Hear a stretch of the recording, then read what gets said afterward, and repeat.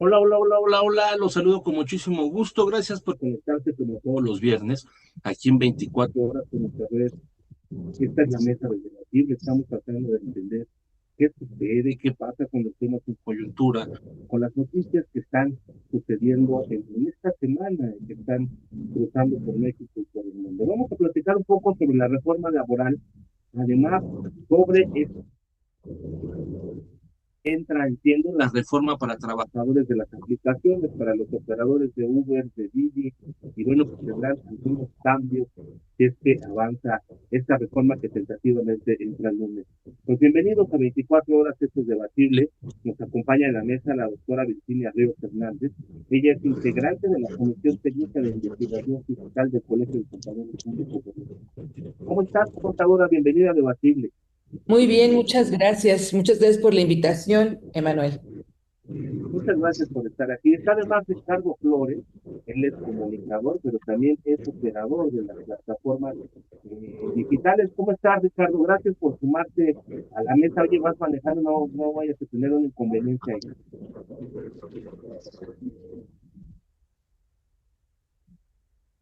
Buenos días, Emanuel. Gracias por la invitación. Sí, bueno, pues para empezar, enviando sus preguntas, estamos transmitiendo por nuestra X, por nuestro Twitter de 24 horas, por Facebook, por todas nuestras redes sociales. A ver, contadora, ¿qué es esto? Que está México, trabaja de más, pero no es productivo, tenemos 8 horas laborales, pero no hay beneficios, pudiera haber mejoras. La jornada laboral que está debatiendo en estos momentos, quieren pasarla de 48 horas semanales, que está en la ley, a 40 horas, contadora. ¿Cuál es tu primer comentario? Sí, pues es una disposición que ya tiene pues décadas en la ley con la jornada de 48 horas y a nivel internacional pues la jornada no es de este número tan grande de horas en la mayoría de los países. Por lo tanto, sí es conveniente que se vaya ajustando la jornada de los trabajadores a la disminución hasta llegar a 40 horas.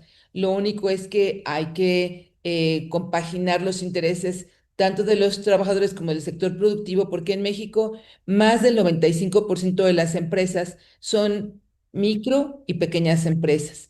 Y los empleadores pues no están preparados para de un momento a otro cubrir esas necesidades de personal adicional que pudiera O sea, bajar las horas de 48 a 40 horas. En el primer desafío es que quizá algunas empresas, que son la mayoría de las pymes, necesitarían más personas para cubrir los retos, ¿no? El tiempo. Exactamente. Y no nada más hay que cambiar la ley del trabajo, sino también habría que cambiar la ley del seguro social, porque en el seguro social lo que señala la ley es que si el trabajador nada más labora un día o dos a la semana, que tendría que contratarse para suplir al que ya no va a trabajar, por ejemplo, el sábado, y tendríamos que contratar un trabajador, pues entonces tiene que cotizar por lo menos con un salario mínimo mensual, lo cual le costaría mucho al empleador porque por pagar un día el costo de seguridad social, seguro social en Infonavit sale en una cantidad multiplicada de lo que le costó pagarle un día. Entonces, tendría que haber una reforma correlacionada tanto del seguro social como de la ley del trabajo. Es decir, hay beneficios, pero también hay desafíos para las empresas. Dice la Organización Internacional del Trabajo que hay poca productividad en México, a pesar que somos uno de los países que elabora más horas. Entonces, los beneficios serían este cansancio acumulado en muchos trabajadores, mejorar la productividad, además hablan de estrés y ansiedad, por eso buscan reducir. Pero tendría que ser paulatino. ¿Cómo lo proyectan desde el Colegio de Contadores? Porque bueno, es un cambio de un día para otro, ¿no? Y ahorita todavía está en debate, contador. Exactamente, lo que se busca por el sector empresarial, sobre todo el sector de pequeñas y microempresas, es que este cambio no sea radical, no sea de un día para otro, sino que vaya siendo paulatino y que tal vez en un principio pues se disminuyan de 48 a 46 a 45 y así paulatinamente para que en algunos años más, tal vez en 3 o 4 o 5 años se llegue a las 40 horas. Pero repito, con la reforma también de las leyes de seguridad social, para que no le cueste al empleador mucho más por contratar a una persona que lo que le va a costar es la seguridad social. O sea, le va a costar más la seguridad social que lo que le paga. O que se vea algunos otros mecanismos, porque tampoco se puede hacerle trabajar en su día de descanso, porque entonces saldría también mucho más caro. Así que entonces hay que planearlo de manera adecuada, de tal forma que se beneficie al trabajador que sí lo merece, que se incremente la productividad, porque la idea es que trabajando menos tiempo tenga más tiempo para descansar, para él mismo, para su familia, y que llegue con más energía para poder trabajar y rendir más, tener una mejor productividad. Pero hay empresas que su mecánica es de operar todos los días de la semana, entonces tendrán que contratar a quienes trabajen nada más 2 días o un día para poder, pues, cumplir con las necesidades de la organización o de las actividades. Tendrá que cambiar el paradigma. Vamos a darle la entrada. Está ahí, este Carlitos, Ricardo. Creo que tiene problemas con la conexión. Está ahí Ricardo Flores, él es operador de aplicación, trabaja en estos taxis de Didi, de Uber. Y bueno, pues a la par de esta reforma laboral, este lunes tentativamente entra la nueva ley para choferes de aplicación que les entraría ya que tengan seguro social. ¿Cómo ves, Ricardo, este nuevo plan? ¿Les afecta, les beneficia? ¿Tú qué piensas? Pues de entrada, digamos, el hecho de que se otorguen seguridad social y prestaciones a una persona, a un trabajador, pues es algo excelente.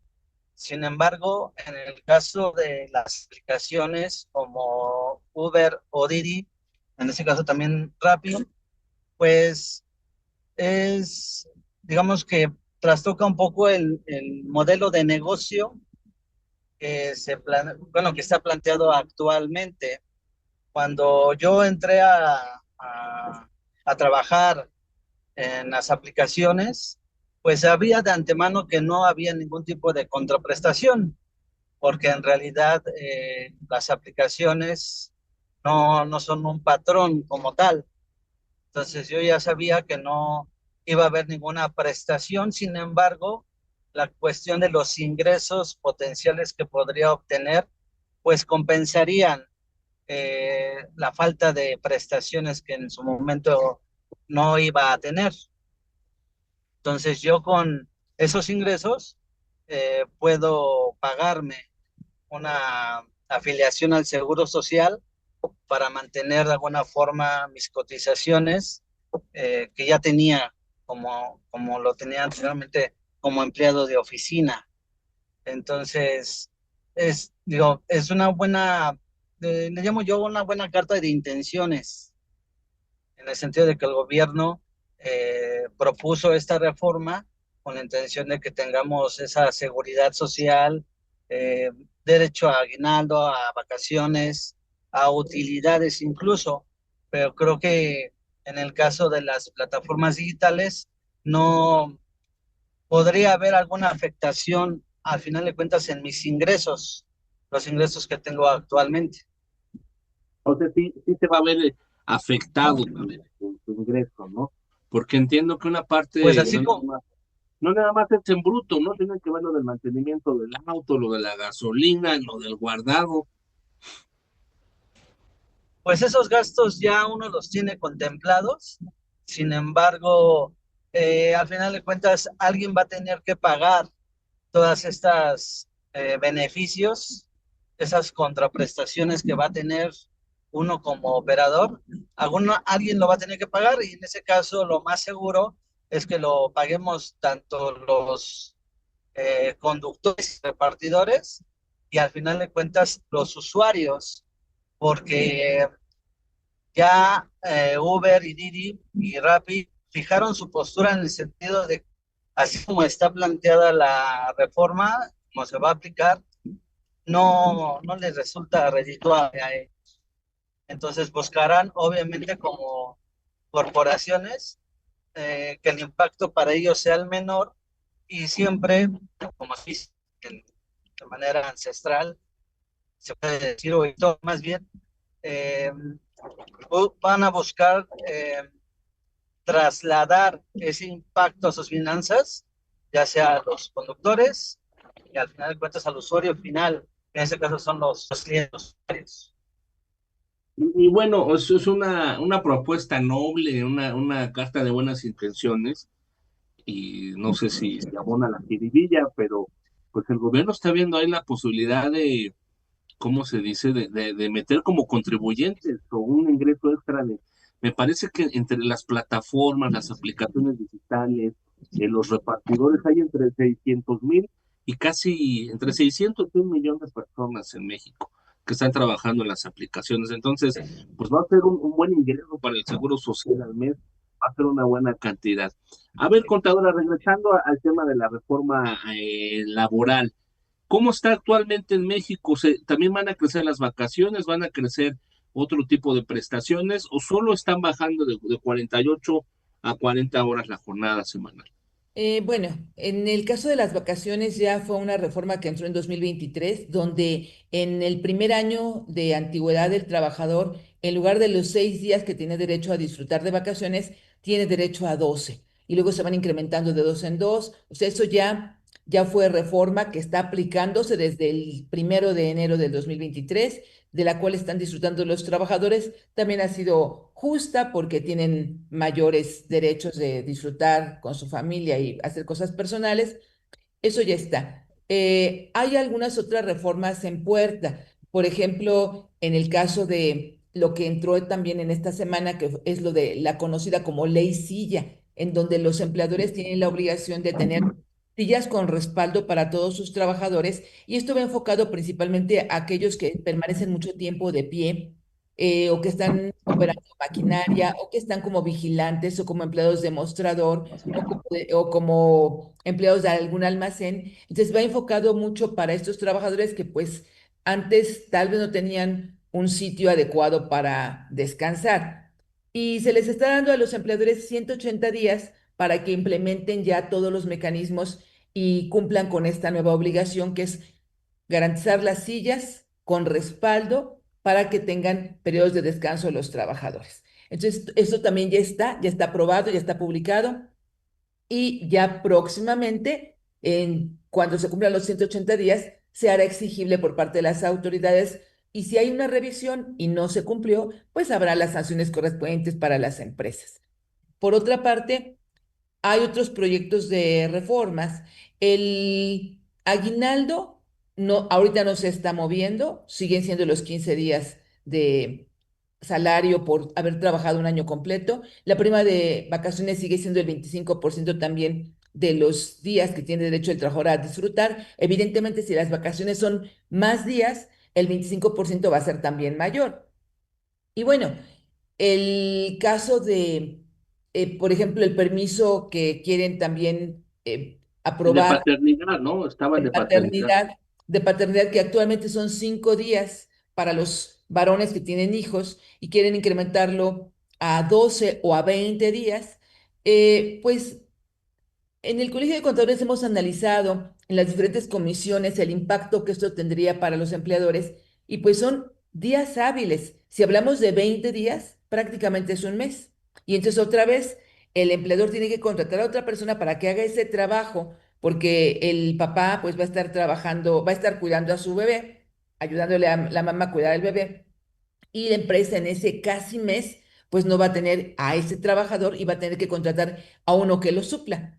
Pero ese costo adicional pues debería sufragarse por el Seguro Social, porque es una licencia por paternidad. Dicen permiso de paternidad, pero con goce de salario. Los empleadores han aceptado que sean 5 días y que el patrón le pague esos 5 días, aunque no esté yendo a trabajar. Pero si son 20, independientemente de que tiene que seguirle pagando su salario por ese casi mes completo, tiene que contratar a una persona que lo supla.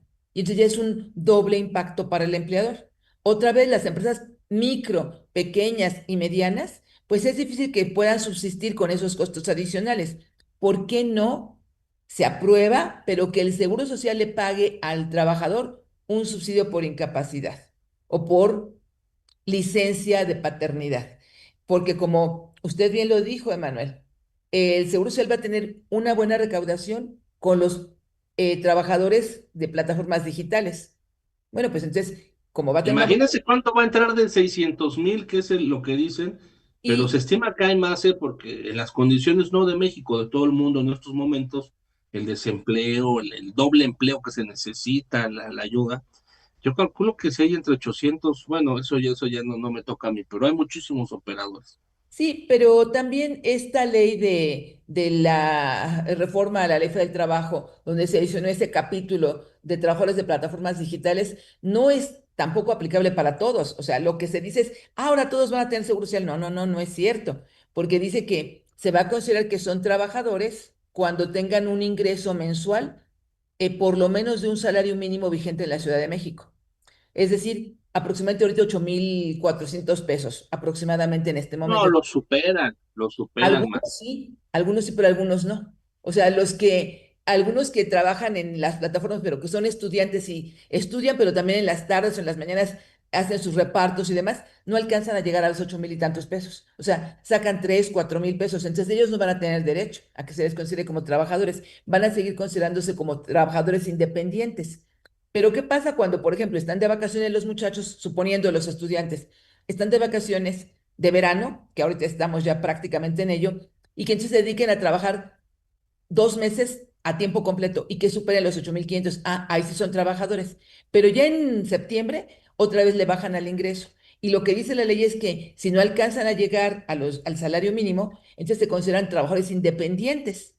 Y entonces ya al considerarse independientes, pues ya no tendría obligación el empleador de pagar el seguro social. Entonces esto se tiene que regular porque en principio Va a haber mucha confusión. va a haber mucha confusión, efectivamente. Ahora, como dice Ricardo, bueno, la idea es que tengan el reparto de utilidades. Sí, pero dice que siempre y cuando trabajen 288 horas por lo menos al año. 288 horas al año. Algunos sí las van a lograr y hasta las van a incrementar y otros no. Otros van a trabajar menos de este tiempo y no tendrán derecho a reparto de utilidades. Pero lo que dice la ley no es que van a tener derecho a un aguinaldo adicional, no, ya en el pago que se les haga ya está incluido el aguinaldo, ya está incluida la prima de vacaciones, o sea, no tienen derecho a otros pagos adicionales como cualquier trabajador.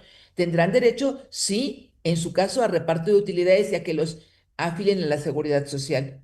Pero, pues también faltan reglas que va a emitir el Infonavit, va a emitir el Seguro Social para la aplicación. Pero si sí va a tener un ingreso, por supuesto, adicional el seguro, pues por ahí puede sufragar los gastos de los padres con el permiso de paternidad y no todo cargárselo al empleador, porque muchas empresas pequeñas están ya pues pidiendo un alto a todos estos incrementos porque los precios no se pueden incrementar como quiera. Como dice Ricardo, tal vez las plataformas, el consumidor final es el quien va a tener que pagar estos costos adicionales porque no los va a absorber la plataforma, los va a tener que pagar el consumidor final. ¿Qué va a pasar? Como en todo. Pues que algunos consumidores dirán, pues ya no voy a tomar el Uber, ya no voy a tener el Didi, ya no voy a encargar la comida porque pues esto me está costando mucho más y otros lo seguirán haciendo. En el caso de las empresas que no son plataformas y que les va a costar que el permiso de paternidad, que la semana de 40, etcétera, dicen, ¿qué hago? Pues a lo mejor cierro. Y como me decía una persona, no, pues yo cierro y mejor trabajo a domicilio y ya nadie me dice nada, no me tienen fiscalizado, lo cual lo sabemos perfectamente. En México, más del 50% de la economía está en la informalidad. Y lo que se quiere no es que estemos en la informalidad, sino que estemos en la formalidad para que así se creen más fuentes de trabajo, que haya más seguridad social para todos, porque el empleado que se contrata en una empresa informal o con una persona que está en la informalidad no tiene ninguna prestación, no tiene ningún derecho. Y entonces ahí, ¿qué pasa con esas personas? Entonces hay que planear, pero de una forma estructural. Precisamente, Sí, precisamente leía una declaración del presidente de Uber, un señor McDonald, que indicaba que ellos tienen en México 260,000 conductores y repartidores. Y recuerdo con sus cálculos, aproximadamente 83,000, 86,000 eh, podrían no soportar esta nueva modalidad. Es decir, que sí, la empresa está preocupado. previendo eh, afectaciones severas, digamos, en su negocio. Y bueno, y al final de cuentas es gente que, como mencionaba la doctora Virginia, es gente que estaba en la informalidad o sigue de alguna forma en la informalidad y pues está, bueno, está actualmente trabajando en una plataforma, en una modalidad de ingresos, digamos, de alguna forma rápidos, que posiblemente en un mes ya no lo van a tener. Entonces, ¿a dónde va a parar toda esa gente después? Sí, o sea, aquí parte de la situación es que, como comentaba la doctora, es pues, una multiempleo, ¿no? Es para estudiantes que trabajan 2 horas, o para gente que se dedica todo el día, que vive al 100% de esto, o para algún empleado que complementa su salario trabajando medio turno. Entonces, pues habrá distintos casos, ¿no? Esto es, dicen, golpear la flexibilidad laboral, Ricardo. En tu caso, tú trabajas todo el día, trabajas por horas. ¿Contemplas que ahora vas a trabajar más o menos o vas a primero a medir cómo son los cambios para ver cómo te afectan en tus ingresos? De acuerdo a lo que yo leí, y bueno, espero me lo pueda aclarar la doctora Ríos, bueno, la doctora Virginia, este, creo que la ley indica que máximo se puede uno conectar 48 horas a la semana. Entonces, eso implicaría más o menos un promedio de 8 horas por día, únicamente 6 días a la semana.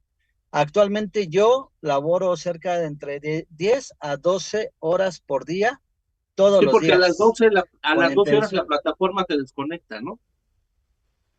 En el caso de Uber, tiene ese candado de seguridad, se puede decir, de que solamente puedes laborar 12 horas continuas, o Y bueno, te en desconecta intervalos, un pero rato, máximo ¿no? 12 horas al día.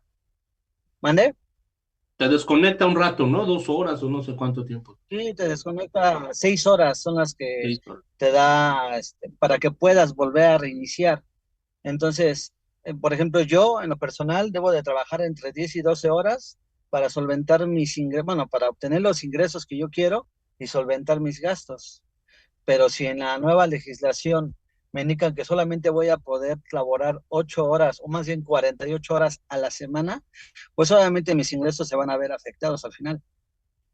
Y aparte de eso te van a quitar un porcentaje para el IMSS, ¿no? Para la contribución, Ese es entiendo. también, ese es otra también de mis dudas, es decir, actualmente hay una legislación que indica que de cada viaje se nos descuenta ya directamente el IVA y los impuestos aplicables.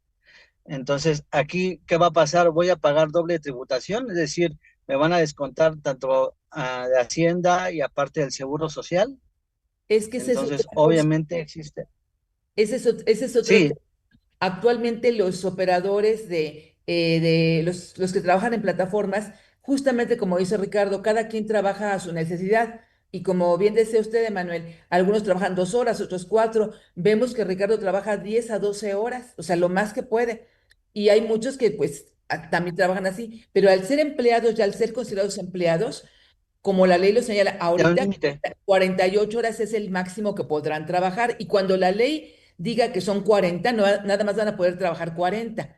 Entonces, no es lo mismo ser independiente. Por ejemplo, muchos de los que somos contadores Claro, somos independientes y trabajamos a veces de 8 a 10, de 8 de la mañana a 10 de la noche, pero estamos trabajando por nuestro gusto porque somos independientes y porque necesitamos esos recursos o lo que sea. Y otros pues trabajan menos tiempo, pero es a nuestra, digamos que a nuestra necesidad o a nuestro gusto. exactamente. Y ya cuando sean considerados como trabajadores, entonces se tienen que apegar los empleadores de estas plataformas a lo que marca la ley del trabajo. Y entonces, otro detalle que está ya previendo Ricardo. Actualmente la plataforma les descuenta lo que marca la ley del impuesto de la renta y bueno, lo del IVA, etcétera, y tienen un régimen especial, la mayoría están en ese régimen simplificado de Exacto. Sí. donde pagan muy poquito. Pero ¿qué va a pasar cuando sean empleados? Le van a Va a descontar, incrementar.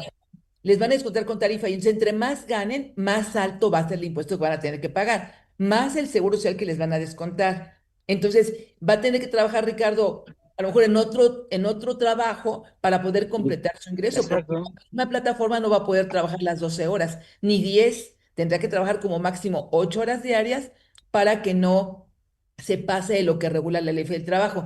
Y otro punto también importante, estas reformas deben ser, como comentábamos, estructuradas de manera pues armónica, porque la ley del impuesto a la renta no ha modificado su tarifa y ya el trabajador que gana poquito más que el mínimo ya paga un impuesto alto. Es increíble que, pues, con una persona que gana 11,000 pesos, ya paga un impuesto de un porcentaje alto en relación con lo que mayor. antes era el trabajador que ganaba un poquito más del mínimo. Entonces, que se reestructuren las tarifas, que se disminuya el impuesto, que se vuelvan a hacer otra vez los cálculos para que los de menores ingresos no tengan que pagar tanto impuesto. Porque si, por ejemplo, Ricardo o sus compañeros tienen un ingreso importante, pues van a estar pagando no lo que pagan actualmente de impuesto, que es un impuesto bajo, máximo un 2,5%. Van a pagar un 20, un 25%. Y entonces, bueno, pues su ingreso neto se disminuye. Estamos platicando con la Sí, contadora Virginia Ríos del Colegio de Contadores y con Ricardo Flores, chofer de aplicación. Por 2 vías estamos abordando el tema de la reforma laboral que plantean pasarla de 48 a 40 horas. Están debatiendo en estos momentos tanto autoridades, organismos empresariales, algunos representantes de los trabajadores. Y por otro lado, de la reforma a estos cambios a los trabajadores de aplicación que entra en vigor ya este lunes después de que fue publicada en el diario oficial y que, bueno, pues tiene que pasar 180 días, entra en vigor este lunes. Los posibles cambios, esto todavía no va a ser medible hasta que pasen unos 3, 4 meses, vamos a saber cómo les afectó en realidad, qué sucedió. Por lo pronto nos acompaña Ricardo Flores, quien es comunicador, pero también opera estas plataformas y operadores son desde los de reparto, de entrega de comida, taxis de aplicación, entrega de un sinfín de cosas que hay ahora con la tecnología, con la modernidad que ya nos alcanzó, doctora, y que bueno, pues hemos migrado, hemos diversificado las formas de empleo y además, bueno, pues en esta situación que se ha comentado, muchas de las veces es para complementar un doble empleo, para complementar a algún estudiante. Eh, a ver, Ricardo, entonces, ¿tú vas a esperar hasta el lunes? ¿Cuál es tu plan? ¿Tienes una estrategia o qué estás pensando? pues precisamente como comentaba la doctora Ríos, al ver el panorama, por ejemplo, actualmente me dedico de tiempo completo a la aplicación porque solventa mis necesidades económicas, que en un trabajo de oficina no lo podría hacer. Sin embargo, ya estoy analizando la posibilidad de regresar al- a un trabajo de oficina para complementar lo que posiblemente voy a perder debido a esta reforma, porque como mencionaba la doctora, pues ya voy a poder, voy a estar obligado a trabajar menos horas de las que trabajo actualmente. Obviamente mis ingresos van a verse afectados y pues ya estoy mandando currículums para poderme emplear y poder complementar las pérdidas que lo más seguro es que vaya a tener. Y supongo que No ese es sé. el caso de de miles de conductores que actualmente operamos de la misma forma. Son entre 10, yo creo que el 80%, puedo atrever a asegurarlo, más del 80% de los trabajadores de plataformas laboramos entre 10 y 12 horas diarias. No sé a quién se le ocurrió la fabulosa idea de que tengamos el tope de 48 horas. Habrá que esperar, ¿no? ¿Qué dicen o si modifican todavía esta reforma, esta ley y cómo se va dando al tiempo? Ricardo, sé porque hemos platicado, bueno, somos, nos conocemos hace tiempo, que tú estás en algunos grupos con otros choferes, como se acostumbra ahora, ¿no? Que están en algunos grupos con otros choferes de las plataformas. ¿Qué dicen? ¿Cuál es el tenor? ¿Cuál es el ambiente entre los conductores de aplicación? Porque sé que hay unos grupos que están a favor, ¿no? Que incluso han luchado por el derecho al seguro social. Pero, ¿qué dicen otros compañeros tuyos? Pues básicamente hay, digamos, en realidad, por la misma dinámica del trabajo, eh, puede decir que es un sector minoritario, los conductores y repartidores que están en alguna organización de estas A que se han favor, ¿no? mencionado. Exactamente, ahorita hay, digamos, hay dos grupos, uno a favor y otro en contra. Los que están a favor de la reforma, pues obviamente indican que hay que ante la explotación o el enriquecimiento que ha habido por parte de empresas como Uber y Didi, pues aplauden el hecho de que ya van a ser obligadas, porque es eso, están obligadas ya a otorgar prestaciones. Sin embargo, los compañeros que están en contra de la reforma, no tanto en contra de la reforma, sino más bien en contra de estos puntos que te menciono, de que ven un riesgo a final de cuentas a los ingresos que se van a obtener. Pero, Digamos, qué dicen en los según, grupos que tú estás? ¿Hay incertidumbre? ¿Van a esperar a ver cómo se van dando los no, pues pasos? básicamente hay O incertidumbre, también ya están buscando básicamente, chamba? pues básicamente hay incertidumbre porque eso se va a ver reflejado pues básicamente en 1 o 2 semanas. A nosotros más o menos, si entra en vigor el día domingo, pues ya para el día próximo lunes, que es el siguiente, digamos, corte semanal que hacen las Es por aplicaciones semana, lunes o ¿no? martes, Sí. uno puede hacer retiros diarios, pero regularmente los cortes son a la semana, son a 8 días, lunes o martes son los cortes de las aplicaciones. Entonces, hasta el próximo martes se puede ver ya básicamente el impacto que puede tener o que va a tener esta legislación en los bolsillos. Y pues básicamente, como tú mencionas, hay incertidumbre porque también hay un desconocimiento por parte de la mayoría respecto a lo que indica la ley y pues hay versiones encontradas, ¿no? Porque, por ejemplo, las aplicaciones Uber, Didi, Rappi, pues ya hicieron un frente común en el sentido de que están alertando, básicamente el negocio se va a ir para abajo, va a haber menos viajes y obviamente va a haber menos ingresos. Esa es su posición. Entonces, uno sí le alarma, a mí sí me alarma esta situación y es una situación creo que compartida en estos grupos que mencionas, de que pues básicamente nos va a pegar en el bolsillo. Bueno, Pues es un tema totalmente debatible. Para ir cerrando la mesa un poquito, a ver, contadora Virginia Ríos del Colegio de Contadores, ¿de qué que tenemos que estar pendientes? ¿Qué tenemos que observar en tanto en este cambio, en esta intención de reducir de 48 a 40 horas la jornada semanal en México, la jornada laboral, y sobre lo que va a entrar ya el lunes, que es las nuevas disposiciones para las aplicaciones digitales, contadora? bueno, primero quiero, para darle seguimiento a lo que dijo Ricardo de las Sí, plataformas digitales, eh, el lunes entra en vigor, pero realmente no tenemos todavía reglas porque 5 días después, 5 días hábiles después de que entre en vigor, el Seguro Social y el Infonavit van a lanzar su prueba piloto para empezar a regular cómo se van a pagar las cuotas, etcétera.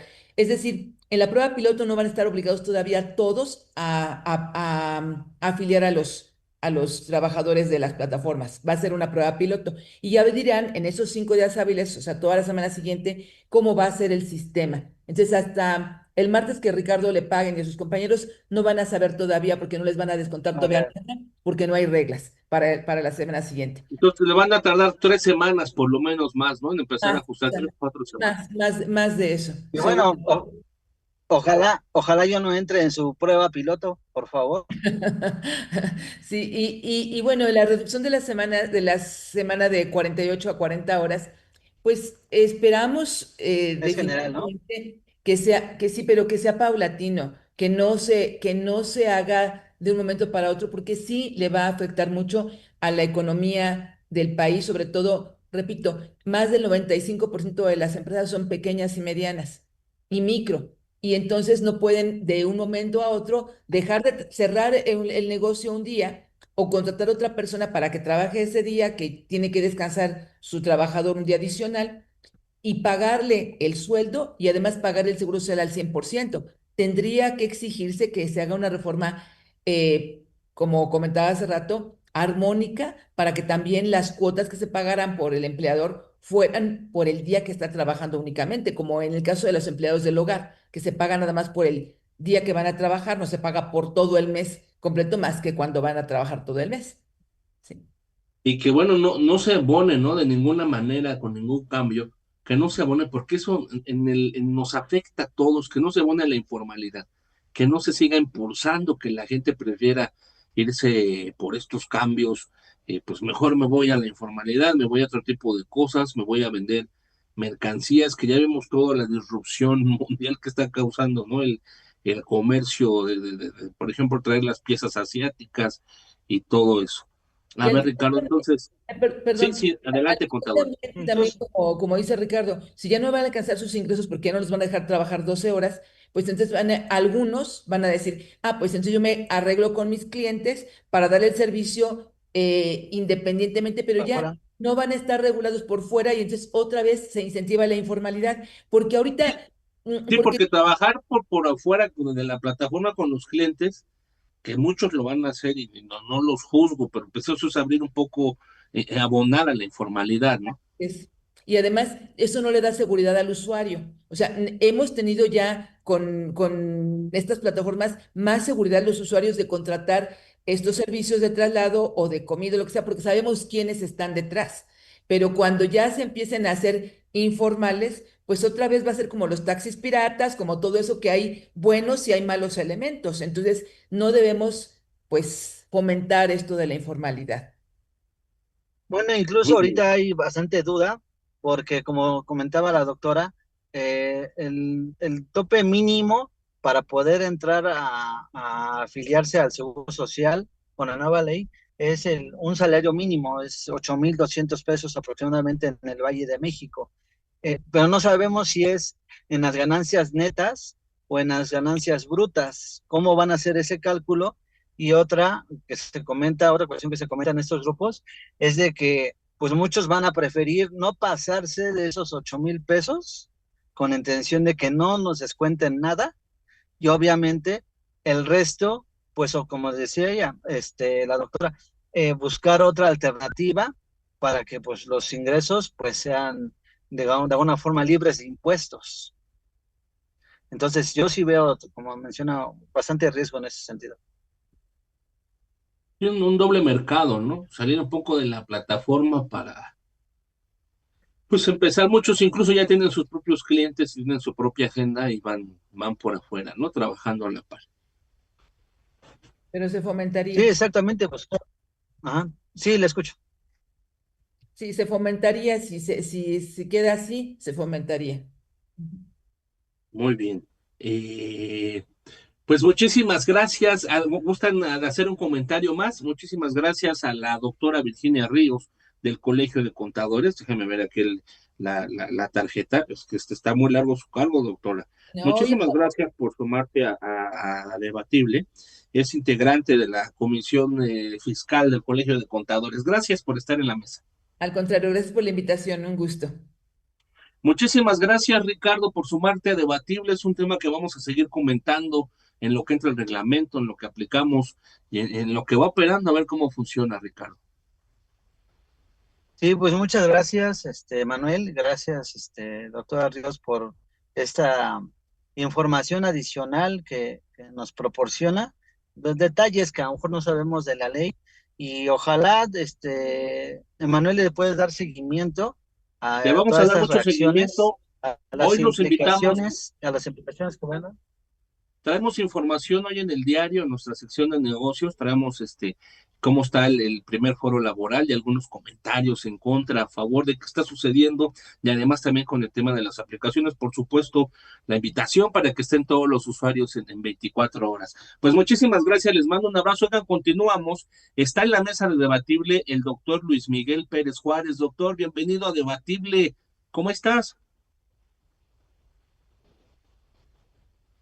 Bueno, está entrando el doctor Luis Miguel Pérez Juárez. Vamos a hacer un cambio de timón, porque, bueno, como ustedes saben, detonó el conflicto bélico entre Israel e Irán en las últimas semanas. Donald Trump es una de las fichas que está en medio, que entra, que no entra. Estamos viendo qué va a suceder. Me dicen ahí en cabina.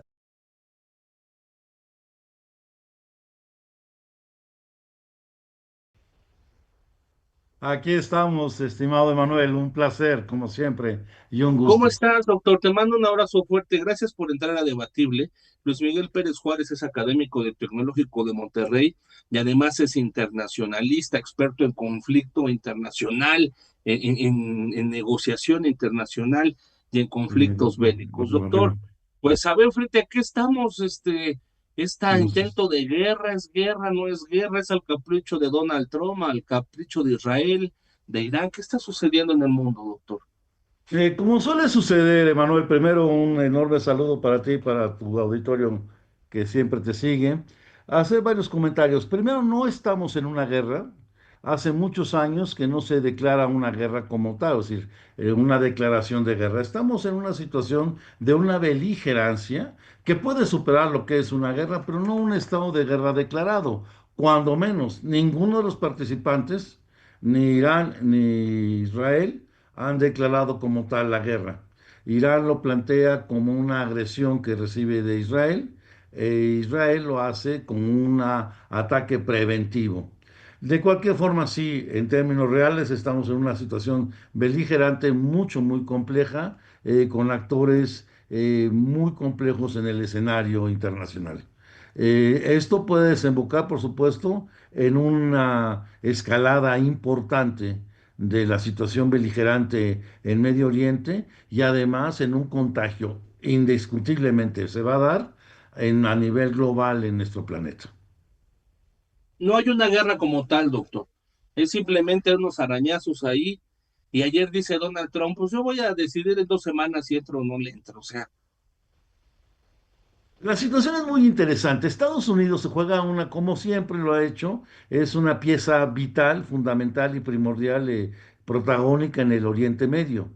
Más de 45.000 miembros de tropas, soldados en toda lo que es la zona de Arabia, en países como Arabia Saudita, Kuwait, Bahrein, Emiratos Árabes, junta todo este equipo. ¿Qué es lo que sucede?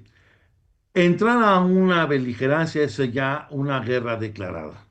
Estados Unidos está tratando de no declarar, de no evidenciar esto hasta no medir muy bien y muy cuidadosamente lo que se está haciendo.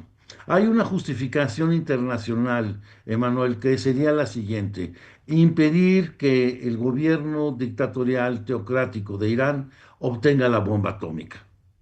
Obtener la bomba atómica va contra los reglamentos y los acuerdos internacionales y esto justificaría la entrada.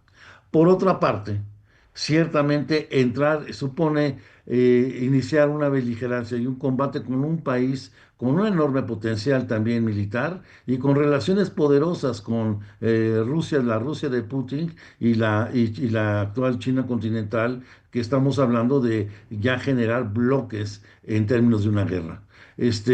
Y una situación realmente de una lucha del egocentrismo, del totalitarismo y egocentrismo y populismo que vemos tanto en los Estados Unidos como con Netanyahu en Israel, y una dictadura del otro lado en el caso de Irán. Es el caldo perfecto, el cultivo perfecto para una tormenta perfecta, que es lo que estamos viendo.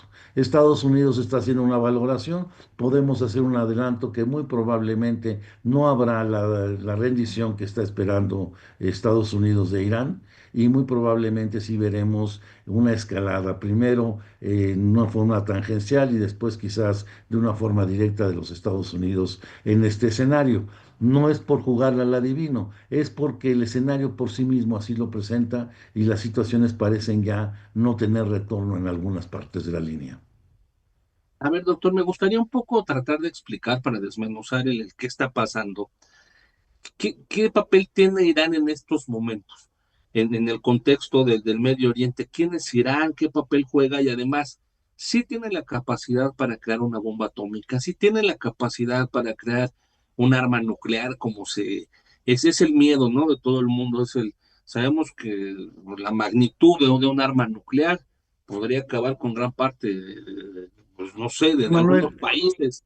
¿Quién es Emanuel, Irán en este momento? Y luego vamos a quién es Israel. sí, Emanuel, qué pregunta tan interesante, porque realmente se desconoce mucho quién es y qué es Irán ahí. Primero, Irán no es un país árabe. Contrario a lo que la gran mayoría de las personas piensan, Irán no es un país racialmente árabe. Irán es un país, sin embargo, musulmán. En el mundo musulmán, en el Oriente Medio, donde está geopolíticamente Irán, es un mundo árabe, es un mundo mayoritariamente musulmán. Pero no entre los musulmanes, no todo es cordialidad ni todo es un bloque. Entre los musulmanes está la gran división de los chiitas y los sunitas. En el mundo musulmán, casi 1.000 millones, permíteme cerrar los números, casi 1.000 millones, el 90% es suní y un 10%, una minoría, es chiita. No quisiera meterme en una situación muy compleja de explicar cuál es la diferencia suní y chiita, pero se remonta a la muerte de Mahoma, donde dos grandes divisiones, ¿quiénes seguirían la línea de Mahoma? Los sunitas piensan que sería Ali y los chiitas piensan que sería el suegro de Mahoma. Esto creó una división. Irán es básicamente chiita. Mientras que Arabia Saudita y el resto del mundo musulmán es básicamente sunita. No están del todo unidos, pero todos coinciden en una cosa, una religión en común, básicamente, y en general una oposición a la existencia del Estado de Israel, sobre todo ese Estado de Israel que invadió los territorios palestinos. Entonces, si bien hay una coincidencia, Emanuel, no son lo mismo. Uno, no son árabes. Dos, son chiitas. Y tres, son dos polos distintos. En términos, para que nos entendiéramos nosotros, sí, todos somos cristianos, pero los hay quienes son protestantes y quienes lo son católicos, aun cuando todos seamos cristianos. Es un poco esa diferencia. Entonces, sí nos identificamos, pero por otra parte, también se notan estas diferencias. Por consiguiente, el grupo árabe, el Medio Oriente, no es un grupo monolítico.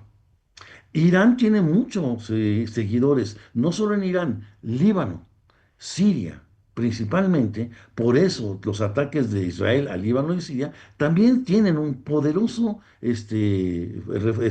penetración de Irán y de los chiitas. Los chiitas, desde que llegó los ayatolas, el ayatolá Ruhollah Khomeini en los años 70, cuando cae el Shah de Irán, y luego ahora Ali Khamenei, los chiitas y los ayatolas han dicho literalmente, van por la destrucción de Israel. No hay negociación, no hay cortapisa. Se acaba Israel. Eso es todo.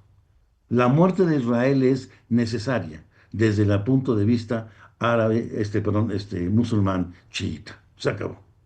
Eso generó entonces que las tensiones en el momento que tú avisaste de la pena de muerte que los chiitas le dan a Israel, genera una enorme tensión. Ciertamente en los últimos años no solo nunca ha bajado esta tensión, Irán quiere que desaparezca el Estado de Israel sin más concesiones, ni siquiera un pedazo de territorio, sin más concesiones, y ciertamente ha sido una búsqueda constante de llegar a obtener la bomba atómica. Entonces imagínate, Manuel, un país que te amenaza de muerte y que además tenga la bomba atómica, bueno, sería la combinación terrible. Ahora, ¿qué tan cerca está? Donald Trump, en su egocentrismo, en su falta de objetividad, en su falta de claridad de puntos, suele soltar frases con mucho marketing. Estaban a días los iraníes de tener una bomba atómica. Todos los estudios correctos y la Agencia Internacional de Energía Atómica declaran que faltaba mucho y que todavía estaba muy lejos Irán de tener una bomba atómica. Ya sea que le faltara mucho o le faltase poco, lo que sí sabemos es que la está buscando. Pero Sí la también estamos, sabemos, perdón, no, no, tú sí adelante. También sabemos pero que también sabemos que les faltase mucho o les faltase poco. También es cierto que desde que los ayatolas llegaron al gobierno teocrático de Irán, la decisión de asuntos internacionales es el exterminio de Israel. Israel aquí parece la víctima y parecería sensato. Hombre, pues voy a hacer un ataque preventivo. Si me están amenazando de muerte, tiene una bomba. Pero Israel también tiene una agenda oculta. Lo que ha sucedido en Palestina, que ha sido también un genocidio, ¿no? Y Palestina es una invasión a territorios que no se le dieron nunca a Israel desde la fundación en 1948. Se hicieron los límites, pues se plantearon los límites que a los días empezó a rebasar Israel. Y hoy Israel utiliza el argumento de estoy atacando a Irán como para desviar la atención del genocidio que se ha cometido en la Franja de Gaza. Esto entonces hace que, por una parte, haya una condena internacional por lo que hizo Israel en Gaza, pero por otra parte, no puedes al mismo tiempo dejar de reconocer que hay una potencia beligerante, como es el caso de Irán, que amenaza y que busca la bomba atómica. La cercanía de la bomba, yo me voy más como internacionalista, como académico, con la opinión de una agencia internacional de energía atómica, que asegura estábamos todavía muy lejos de lograr la bomba atómica, que del mensaje político, populista, grandilocuente y de marketing que hace Trump de estaban a días y gracias a mí se impidió la bomba. Y bueno, Donald Trump en esta narrativa, en estos sobresaltos tan cambiantes, pues todos sabemos de lo que estamos hablando, fractura el G7, ¿no? Cambia el discurso en momentos que todo el mundo está esperando, bueno, que se llegue a un acuerdo de los aranceles, que se llegue a un acuerdo de estas pausas de las tasas impositivas. El pobre México, iba a hablar Claudia Sheinbaum con él y Sí. rompe en el escenario, me voy porque la bomba atómica, Irán y la guerra. ¿Cómo ves la narrativa de Donald Trump, el mensaje que está tratando de imponer? Donald Trump se enfrentó, querido Emanuel, con una realidad que le pegó en la nariz. Y es una cosa es criticar a un gobierno y otra muy distinta vivirlo. Sleepy Joy, que así calificaba él a Joe Biden, resulta que no estaba haciendo las cosas tan mal, dejó una economía fuerte. Donald Trump llega anunciando que hará América fuerte nuevamente y descubre que sus políticas, en vez de resultar lo positivo que habían creído, generan cosas que nunca habíamos visto en Estados Unidos. Marchas como nunca las habíamos visto, violencia de parte de en muchos estados en favor de los migrantes, una baja de popularidad que para él es como una bomba personal, su baja de popularidad, una falta de credibilidad en el mundo, donde ya cuando amenaza de aranceles los pone, los quita, los pone, los quita, una falta de credibilidad y una división en Estados Unidos. Y ya hay una fórmula casi infalible de resolver todo esto y es buscarse un enemigo en el exterior. Cuando una nación busca un enemigo en el exterior, suele unificar. Para Donald Trump cae muy bien en este momento el poder tomar la decisión de ir contra Irán. Seguro la popularidad de él, los problemas internos, las divisiones que haya, se reducirán si aparece un enemigo común, el gran monstruo del Ayatollah y el Irán, que es el eje del mal. Eso no está mal. Así que no le falla para él la idea de, no les extraña la idea, ni desagradable la idea de invadir. ¿Por qué si no les es desagradable y no lo está haciendo? Porque hay muchas consideraciones. Parece evidente que el poder militar de Estados Unidos es avasallante con respecto al de Irán, pero cuidado, Irán, lo decía yo, podría generar un problema al interior de sus aliados del Medio Oriente, que si bien son aliados de Estados Unidos, cuidado, los iraníes son musulmanes, y la otra, la intromisión de Rusia, la aceptación de lo que Rusia está haciendo en Ucrania y la intervención de China. Eso hay que cuidarlo muy bien. Si por Trump fuera, Emanuel, no esperaríamos 2 semanas, ¿eh? Y ya estaría entrando. Si por Trump fuera Rusia, así. entendemos que Rusia, doctor, Rusia y China estarían del lado de Irán o están también en terreno neutral. No, no, las grandes potencias, y Rusia y China lo son, están en ese concierto, como la Unión Europea, no verás en ninguno de ellos situaciones dubitativas o intermedias, ¿eh? La propia Unión Europea, que fue muy contundente en cuanto a condenar la invasión o los ataques de Israel a la franja de Gaza y a los palestinos, en este momento no tiene ninguna duda. Justifica plenamente el ataque preventivo que hizo Israel. Rusia y China, por su parte, que es tu pregunta, no tendrán ninguna duda. Condenarán el ataque a Irán, son aliados de Irán y van a condenar el ataque sionista que comete Israel contra Irán. No habrá duda. Si hay esto, ¿se meterán? ¿Realmente sacarán el garrote a golpear cuando golpeen a Irán? Ah, esa es otra cosa. En el discurso no habrá ninguna duda, pero es muy probable que opten por una visión lejana y testimonial de lo que está sucediendo, a cambio de otras cosas. China se sentirá con toda libertad de hacer lo que ha querido hacer hace tantos años, que es recuperar Taiwán de un golpe, y olvídate, Ucrania queda a merced de Rusia si Estados Unidos entra a Irán. Esto es una geopolítica, repito, no es una adivinanza de posiciones, se da como unas conclusiones obvias. Si tú mueves una pieza, necesariamente vas a descubrir otra. Si tú quieres que Rusia no se meta contigo, si tú invades Irán, Rusia tendrá las manos libres en Ucrania, y China ya se sentirá con esa misma libertad de tomar la posición de Kuwait, perdón, de Taiwán. Por consiguiente, no es fácil.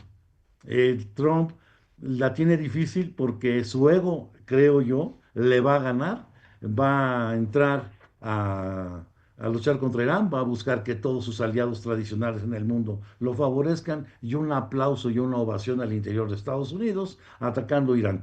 ¿Quién se va a oponer a que el eje del mal no tenga una bomba atómica? Nadie, lo van a aplaudir.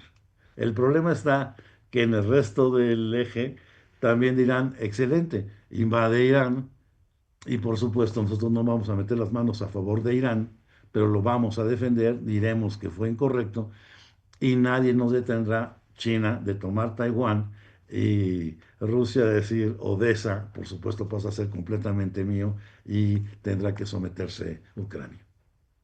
Menudo lío, ¿no? Que está el mundo, que está Uf, la geopolítica internacional, que está Donald Trump, que dice se lo atropelló la realidad, ¿no? En la cara, le dio sí. un palmazo en la cara. Doctor, ¿ves que puedan crecer todavía las protestas en Estados Unidos?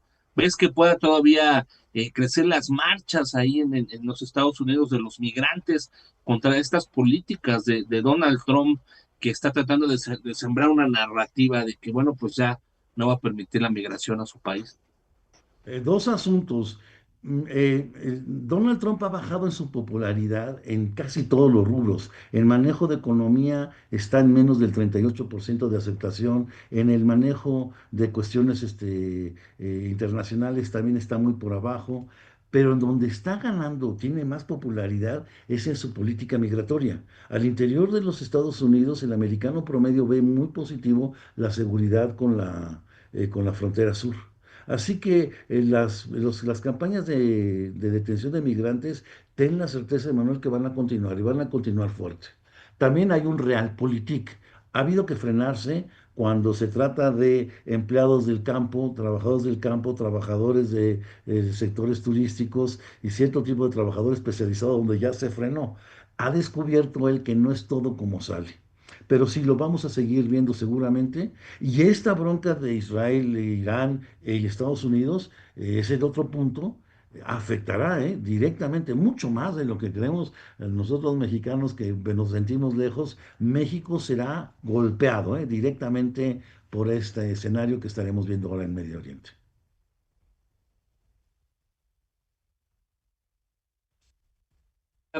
Doctor Pérez Juárez, te mando un abrazo fuertísimo, fortísimo. Te agradezco mucho que hayas estado en la mesa de Debatible. Nos explicas un poquito qué está sucediendo en todo esto que nos tiene nerviosos al mundo. Te agradezco yo mucho a ti, Manuel. Siempre es un honor y un placer estar con ustedes. Y confío, es un tema tan complejo que a veces explicarlo brevemente no aclara mucho, pero nos da una idea de que la situación es compleja. Decía yo, México va a salir afectado. Es muy probable que en algún momento tengamos el cierre del Golfo de Hormuz. Por ahí pasa más del 25%, el 20% del petróleo. El petróleo a la alza, una sonrisa momentánea de México, que exporta petróleo y verá incrementados sus ingresos, pero en muy corto plazo también veremos cómo suben los costos de las gasolinas, y México, cuando veamos que se dispara la inflación y digas, ¿qué tiene que ver esto con lo que están haciendo allá en Oriente Medio? Descubriremos un tema extraordinario, la globalización. Siempre yo un honor estar contigo, Emanuel, y espero No, verse. un honor para Debatible, para 24 horas que nos acompañas, doctor. Y oye, Fíjate, sube la gasolina y sube Claro. todo, ¿eh? Lo he comentado varios, sube la gasolina, sube el súper, sube el mercado, sube los servicios, sube todo y de por sí no la estamos viendo. Menudo lío en el que estamos, en el Desde que la está el mundo. tortilla y el tomate hasta la educación, todo sube con la gasolina. Así que cuando veamos que, por ejemplo, una noticia, ya lejano Medio Oriente, a alguien se le ocurrió cerrar el Golfo de Hormuz, eso a mí que me afecta y que me atañe, cuando empieces a pagar la factura de las cosas, verás, wow, el mundo sí está globalizado. Es el doctor Luis Miguel Pérez Juárez, decano del Tecnológico de Monterrey, internacionalista, experto en conflicto y negociación internacional. Doctor, te mando un abrazo fuerte. Gracias nuevamente por Un estar en abrazo debate. muy fuerte también, muchísimas gracias, sí, es un placer. Oiga, muchas gracias a ustedes.